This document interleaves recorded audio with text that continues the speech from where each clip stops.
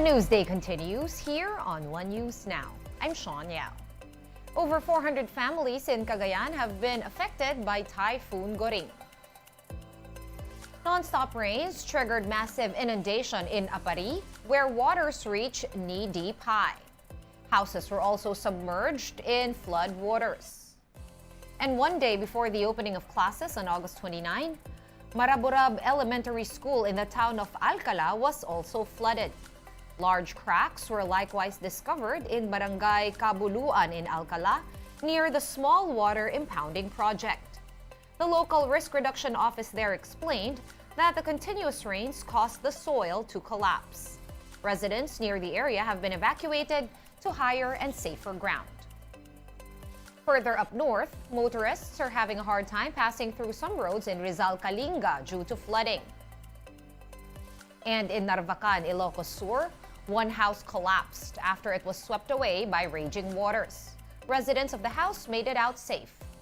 Aside from all that, 5 other houses were also swept away by strong water currents. And in other news, one agriculture official admitted that there is insufficient buffer stock of rice in the country.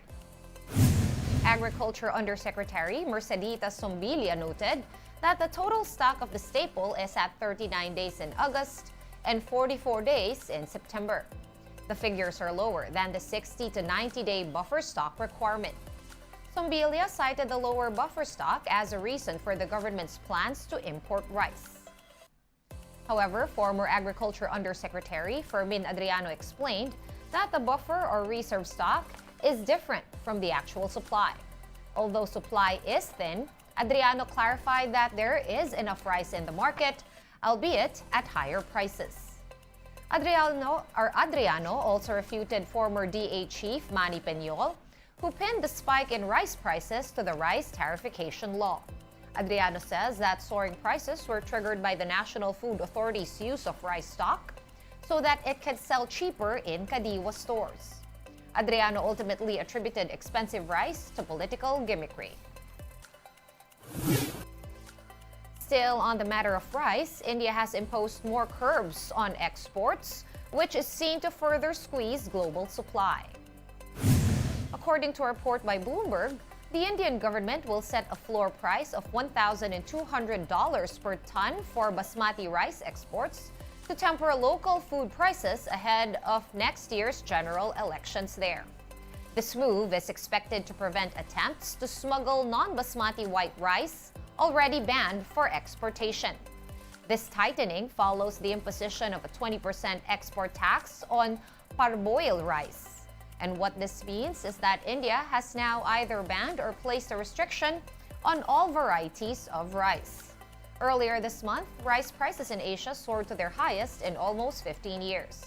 And these could climb some more, which Bloomberg notes is raising costs for importers such as the Philippines and some African countries.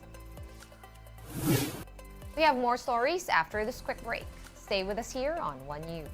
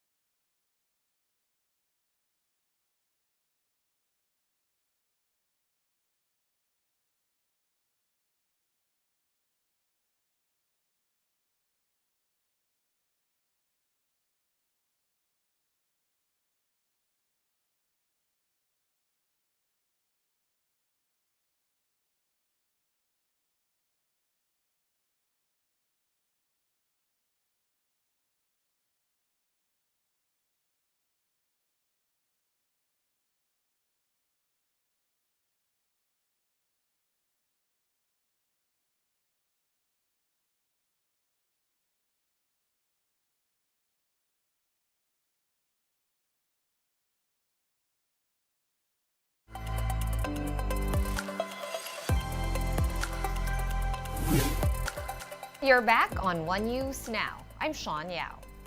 The filing of COCs, or certificates of candidacies, for the local elections kicked off today. Let's get more details from Mon Gualvez, who joins us now over the line. Mon, how did day one of COC filing go? Sean, a lot of aspiring candidates in Manila have flocked the first day of filing of candidacy for the barangay and Sangguniang Kabataan elections. But the difference is they were in awe because this was done in malls. During the previous COC filings, they would all have to flock and get drenched in sweat while queuing at the COMELEC office in Arroceros. But now, all they had to do was go to mall cinemas, particularly SM Manila for those vying to run in Districts 1, 2, and 4, and in SM San Lazaro for those who want to run in District 3. Those from District 5 would just have to go to District in Robinson's Place, Manila, while Robinson's Otis would be the venue for filers from District 6. COMELEC had two reasons why they did this. First, their Manila office is already dilapidated and might not be able to withstand the crowd. Second, they are aiming for convenience. Meanwhile, in other areas, filing of candidacy would remain in each local government unit's election offices. In Taguig, they only experienced a step back today with the 10 Embo barangays because the precinct numbers were changed. And since it's the start of election season now, just a reminder that gun ban is already in effect until November 29. Pertinent checkpoints have been laid out to be manned by forces from the PNP, AFP, and the Philippine Coast Guard. But authorities remind only visual check would be done to passing vehicles. Licenses and ORCRs can only be checked if there's anything suspicious about the car, the driver, or the passenger.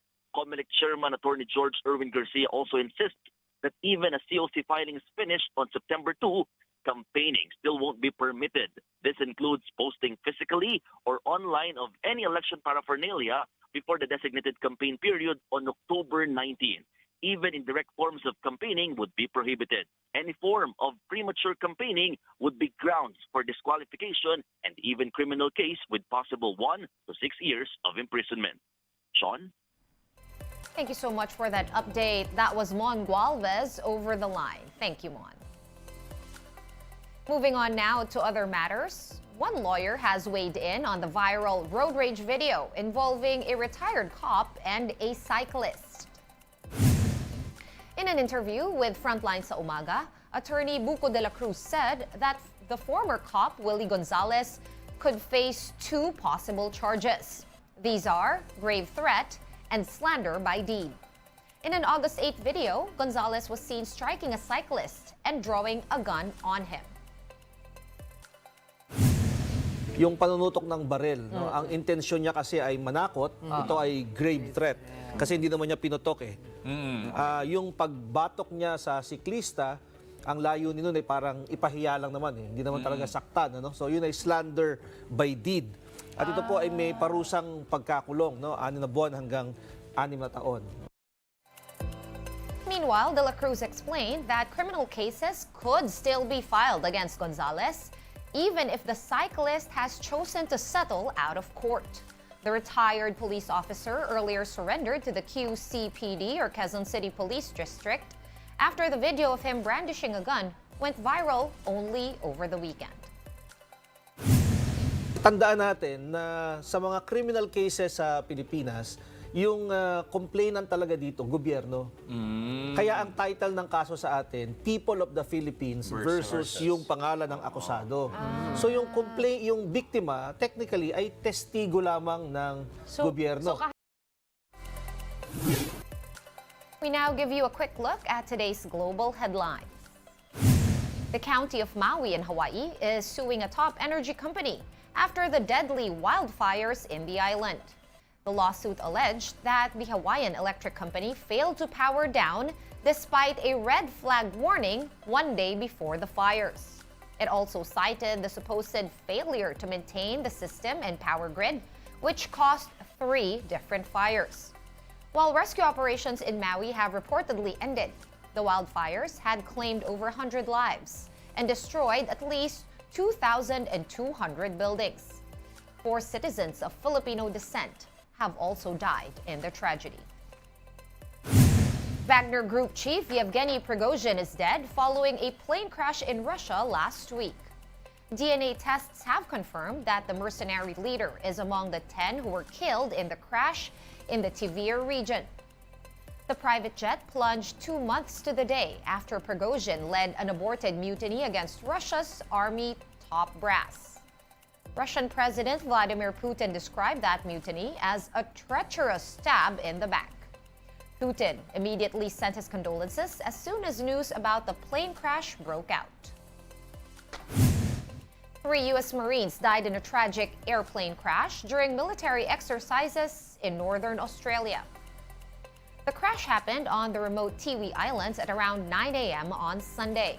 Authorities said 5 others have been transported to the Royal Darwin Hospital and are now in serious condition. The Marines were among the 23 officers on an MV-22B Osprey tilt-rotor aircraft during routine training exercises. The cause of the crash is still being investigated. One News Now will be back at 6 p.m. with the day's latest stories. I'll see you then. I'm Sean Yao. We are One News.